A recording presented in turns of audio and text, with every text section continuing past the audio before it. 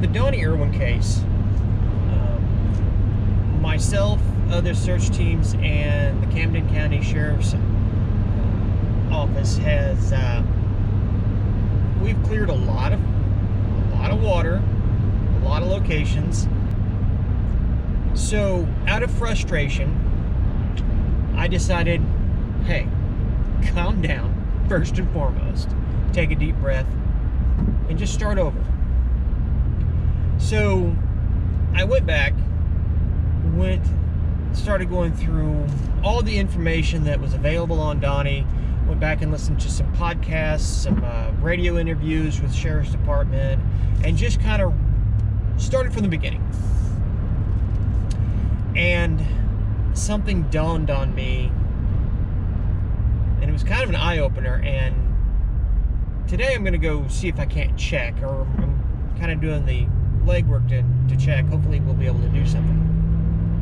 One thing I asked myself is, what makes sense here? Well, it does make sense if you're going to go and run and get cigarettes, and that was the errand that he was running first thing in the morning. Basically, the two things you would need to take with you is money to pay for the cigarettes, and then a car to get there. Or the ongoing theory has been that Donnie got up that morning and killed himself. But we're going to go back and start from the beginning. He didn't take anything with him. And then it dawned on me. First off, on December 29th, sunrise would have been at, I believe, 7:30 or 7:35. If Donnie left when his wife said that he did, and we're at this point going to trust that all the information is legit and there's no deception going on here, he would have left sometime around 6:45 to maybe 7 o'clock, which makes sense if you're going to run and get cigarettes, because most gas stations probably open either at 6 or 7 o'clock in the morning. At that time, he would have left his house and it would still be dark. One of the other things that Donnie did not take with him was his glasses. Right now I'm driving, and I've been to Warsaw 1,000 times. I go over there, kayak, and do the trails, and me and my wife go over there all the time. If I forgot my glasses, I could make this drive. It would not bother me at all. I don't know how bad Donnie's eyesight was. Every photo that I've seen of him, even when he was a little younger, he had always had glasses on. It's dark. He can't see as well. Could this have been an accident? Could it be that simple? The suicide theory, he gets up, he grabs a debit card, leaves everything else behind, drives off somewhere, and commits suicide? That doesn't make sense. The other theory is this was an accident. He gets up, he grabs a debit card to go run an errand, like he said he was going to do. Can't see very well because he forgot his glasses, and was in an accident. So, part of this theory with him leaving his glasses behind, I'm going to put these back on so I can see properly. What if he got out to his vehicle? Now remember, he was disabled, so getting around was a little difficult. He was missing a leg. What if he got out to his car and, oh crap, I forgot my glasses. Well, it's only a 5-mile drive. I can make it. I've made this drive hundreds of times. So he goes anyway. It's dark. He doesn't have his glasses on. It's an accident. See, when you look at it like this, the accident theory kind of makes sense. It just does. In order to prove or disprove this accident theory, I drove up and down 5 Highway, looking at the different locations, and considered if a car was in an accident, if they could be concealed into some small body of water or inside of a ravine.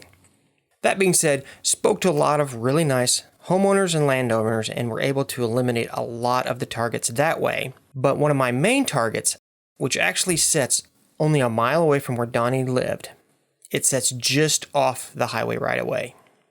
So I pulled in and talked to the homeowner, and they allowed me to do the search.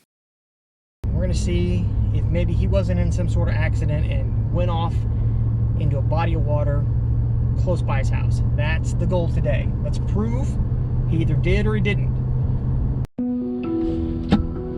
So I just pulled into this house where one of my targets is to look at this pond that's just right here. And probably can't see it, but I see a tire sticking up.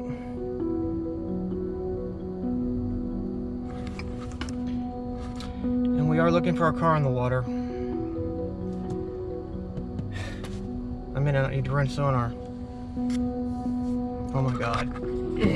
That tire that was out there, it turns out, and man, whenever I saw that sticking up, I was like, oh my God.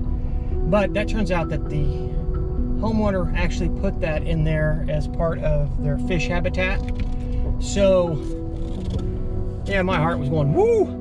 But yeah, that's all that was. All right, kayak all set up, and we're gonna get in the water right here. Right there. So we're gonna go see what's out there. All right, I haven't seen anything yet, but considering how shallow this is, we'll almost have to get right up next to it if there's a car in here. So I'm gonna do some really tight paddles here. What is represented here on the map is not accurate. You can tell where it is. Maybe you do want to run through that really quick. So here's the deepest section. This would be a good place to set a car. All right, that will wrap this up. Gonna get everything packed up and get on down the road. So this is cleared, and we're just gonna move on down the road, see if we can't knock on some doors, get permission, and I don't know if I'm gonna get to search anywhere else or not, but we're on Old 5 Highway, a route that Donnie would drive daily. So been up and down Old 5 Highway, close to where Donnie lived. Talked to several people, very nice. A lot of them were either able to give us information that the bodies of water on their property had already been searched recently, and or basically convinced us that there couldn't be a car in the water. So a lot of the waterways up and down 5 Highway have been cleared. So the theory that maybe Donnie was just in an accident, accidentally went off the road and went into a body of water, a small body of water, maybe it's not so plausible. But here's the thing.